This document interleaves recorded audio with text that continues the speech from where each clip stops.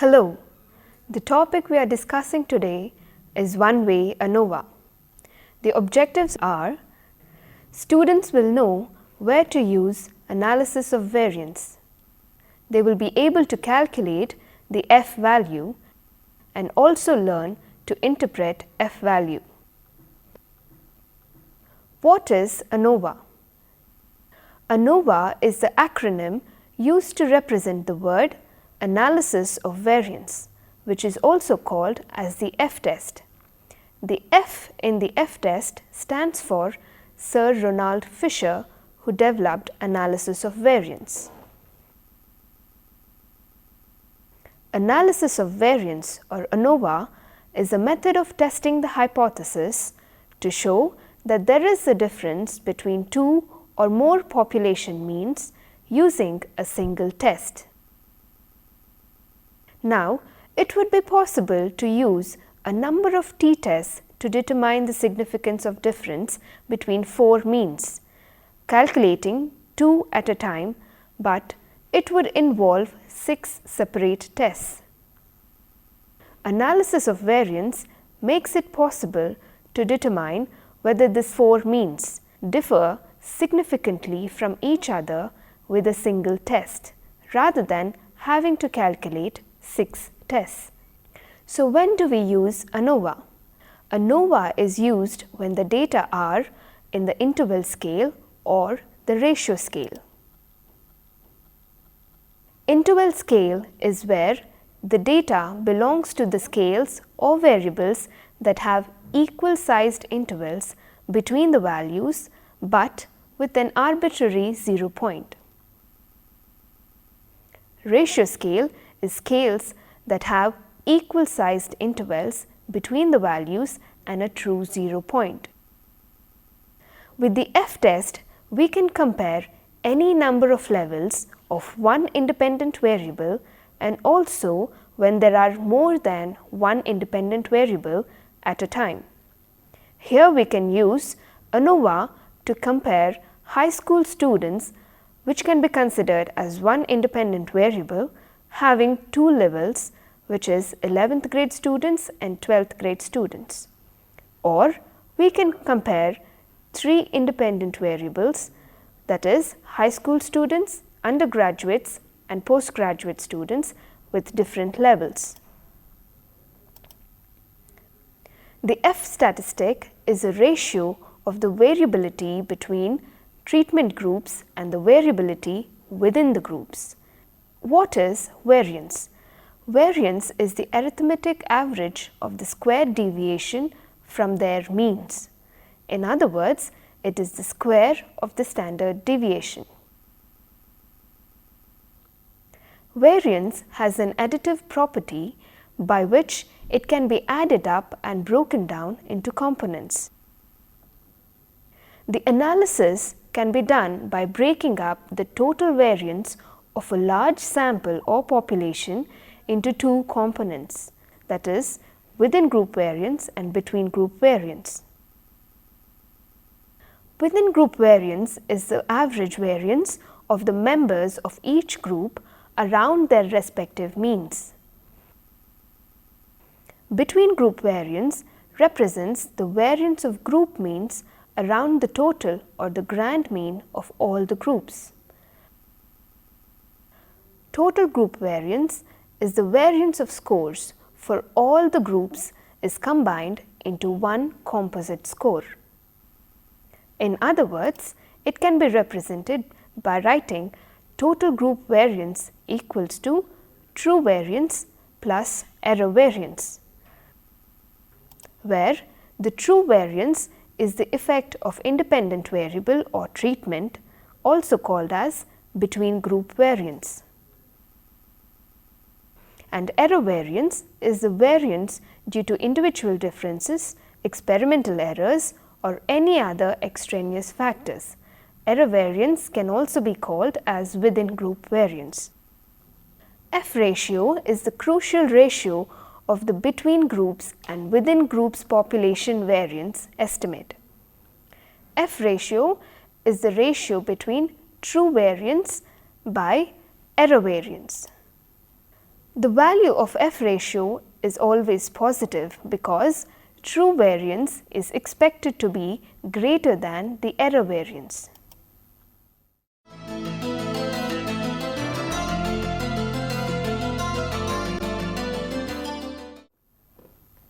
Let us look at one-way ANOVA. A one-way ANOVA has only one independent variable with any number of levels.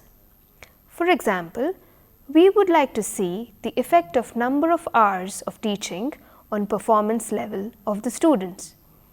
The independent variable is the number of hours of teaching, and we have 4 levels of that variable. The first group with 2 hours of teaching, the second group receives 4 hours of teaching, third group receives 6 hours of teaching, and the fourth group receives 8 hours of teaching. Now, the t-test can be used to test the differences between these means by conducting multiple t-tests, but this can lead to a severe inflation of the type 1 error, which is not recommended. Type 1 error is rejection of a null hypothesis when one has to accept it. In other words, conducting multiple t-tests leads to the conclusion that there exists a difference between the groups when in reality there exists no such difference. ANOVA is used to test for differences among several means without increasing the type 1 error rate. For instance, if we calculated 6 t-tests for comparing 4 means and accepted 0.05 as our significance level, we would have 6 times 0.05 or 0.03 as the probability, which would lead to the rejection of at least one null hypothesis when one has to accept it, leading to type 1 error. Whereas the analysis of variance compares all 4 means simultaneously in a single test. The ANOVA uses data from all the groups to estimate the standard error and thereby increases the power of our analysis.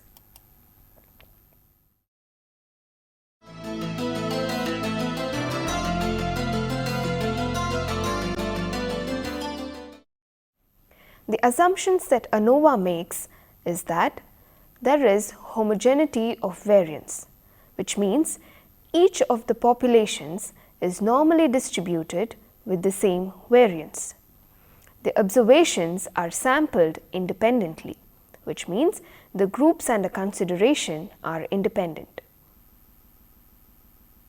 And also, the variables should be measured in interval or ratio scale.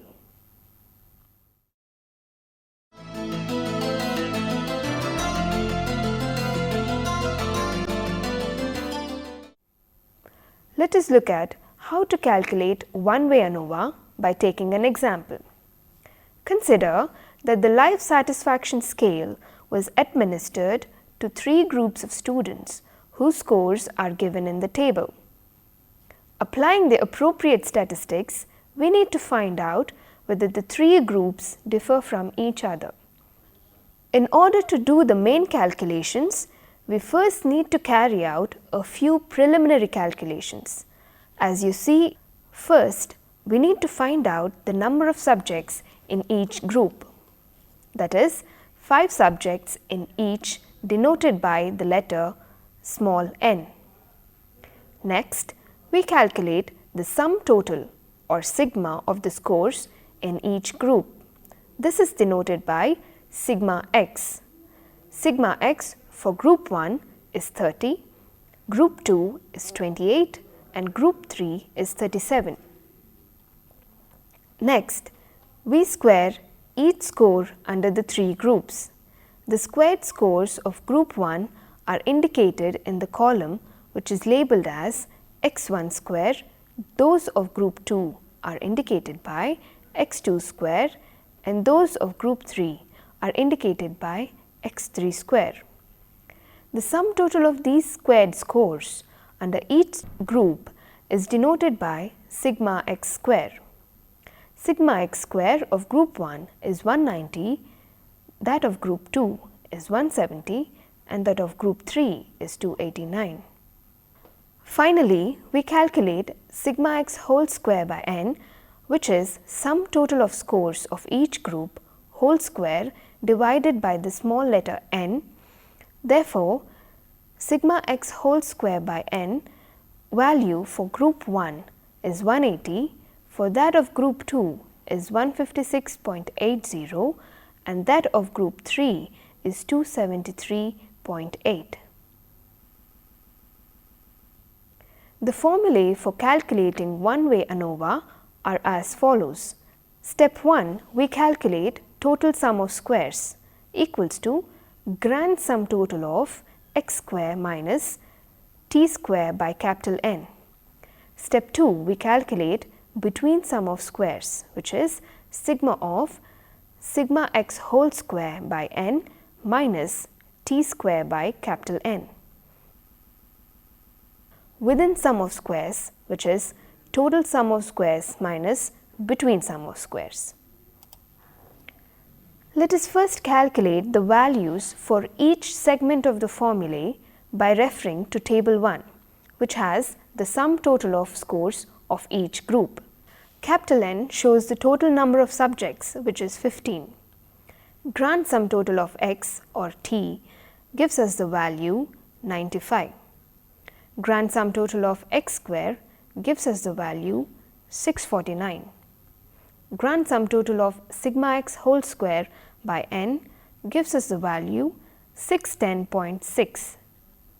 C, or the correction score, is t whole square by capital N, which gives us the value 601.67. Now let us substitute the obtained values to the formulae.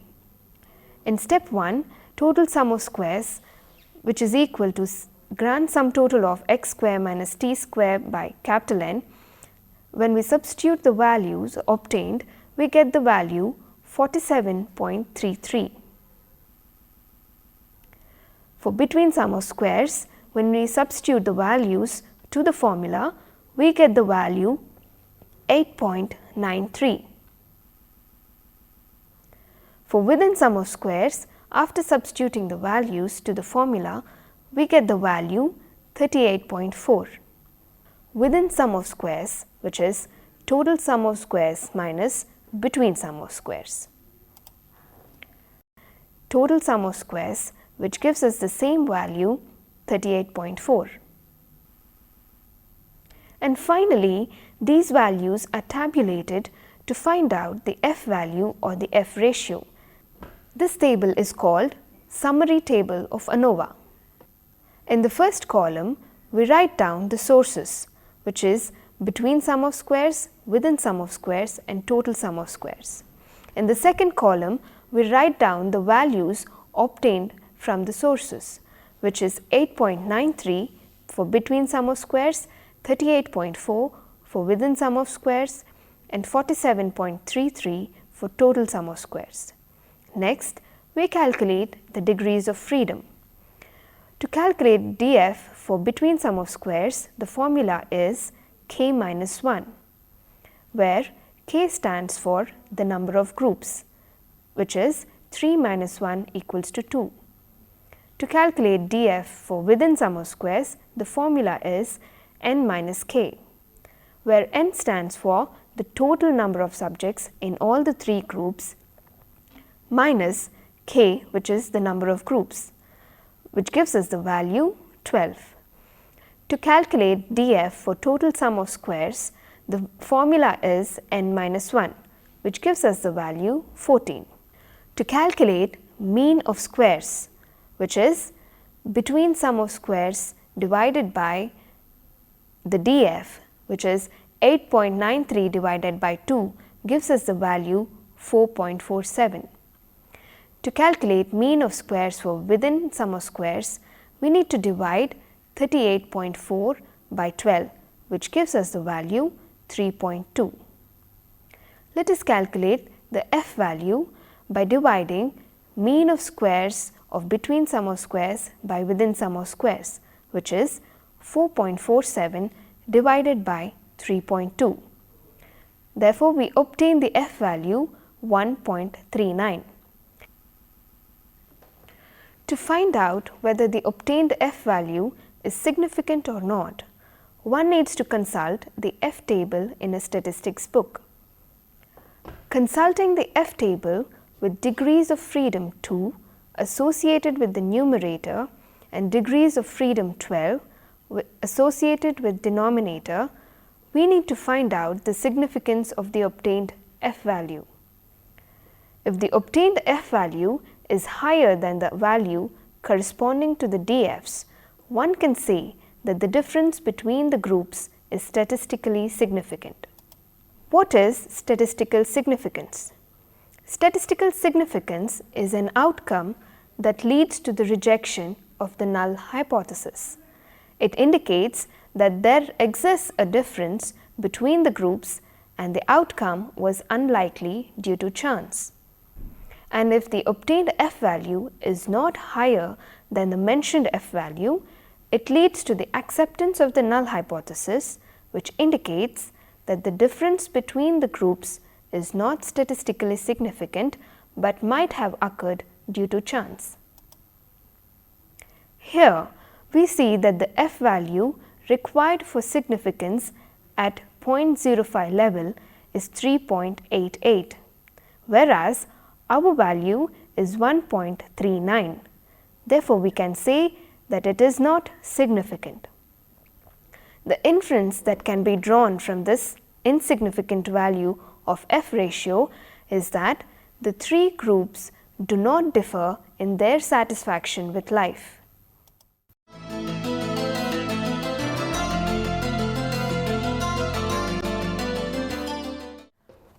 Let us look at another example. Given here are the scores obtained by 4 groups of students on a class test. Let us carry out the preliminary calculations. We need to calculate the number of subjects in each group. Notice here that every group has different number of subjects. That is, there are 8 subjects in group 1, 5 in group 2, 7 in group 3 and 6 in group 4. This is denoted by the letter small n. Next, we calculate the sum total or sigma of the scores in each group. This is denoted by sigma x. Sigma x for group 1 is 43, for group 2 is 42, group 3 is 43 and for group 4 it is 18. Next, we square each score under the 4 groups. The squared scores of group 1 are indicated in the column labeled x1 square. Those of group 2 are indicated as x2 square. Those of group 3 are indicated as x3 square and group 4 indicated by x4 square. The sum total of these squared scores under each group is denoted by sigma x square. Sigma x square of group 1 is 269, that of group 2 is 364, that of group 3 is 287 and that of group 4 is 68. Finally, we calculate sigma x whole square divided by n, which is the sum total of scores of each group whole square divided by number of subjects in that group, indicated by small n.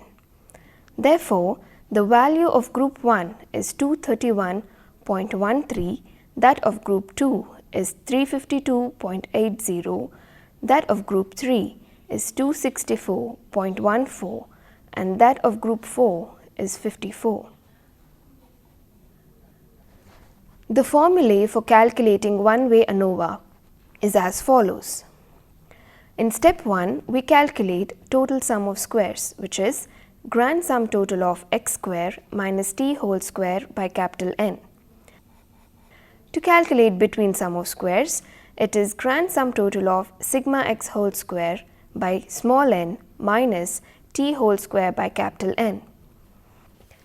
Here, since we have unequal number of subjects in each group, we can expand this formula and write it as grand sum total of sigma x1 whole square divided by n1 plus sigma x2 whole square divided by n2 plus sigma x3 whole square divided by n3 plus sigma x4 whole square divided by n4 minus t whole square by capital N.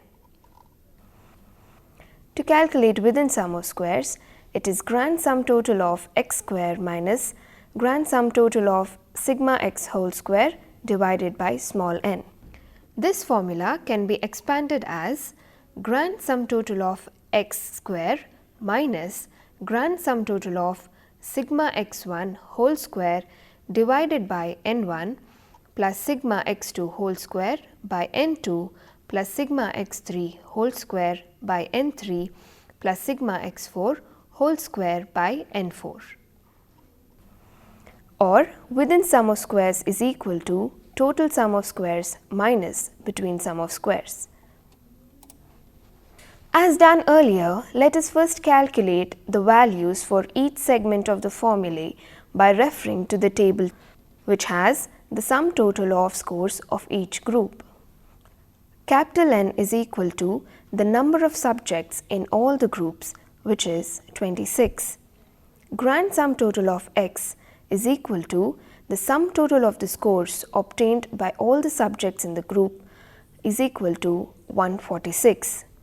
Grand sum total of x square is the sum total of the squared scores of all the groups, which is 988. And grand sum total of sigma x whole square divided by n is 902.07. C, which is the correction score, is equal to total whole square by n, which is 819.85.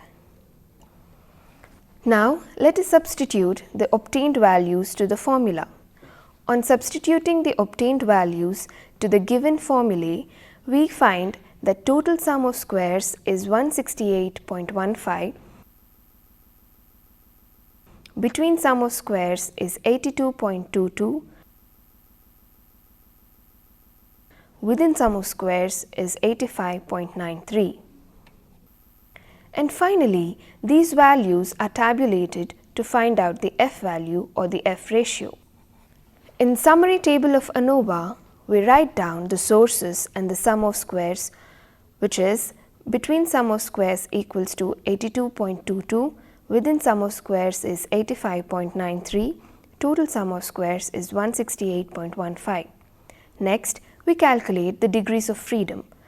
For between sum of squares, the formulae for degrees of freedom is k minus 1, which is the number of conditions minus 1 found to be 3.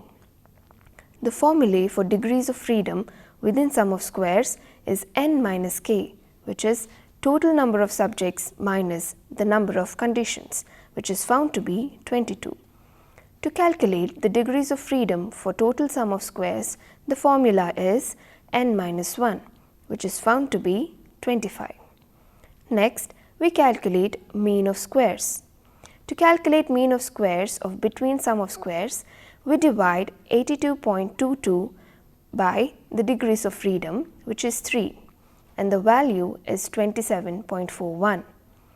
To calculate mean of squares for within sum of squares, we divide 85.93 by the df, which is 22, and the value found is 3.91.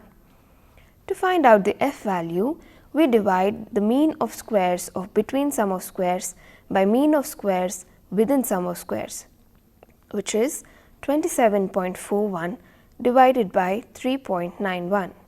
The f value found here is 7.01. To find out whether the obtained f value is significant or not, we need to refer to the f table in a statistics book. Consulting the f table with df of between sum of squares, which is 3, associated with the numerator, and df of within sum of squares, which is 22, associated with the denominator, we see that the f value required for significance at 0.05 level is 3.05, and at 0.01 level it is 4.82. Our obtained value is 7.01, which is significant beyond 0.01 level. This significant F value indicates that the 4 groups differ in their performance on the class test.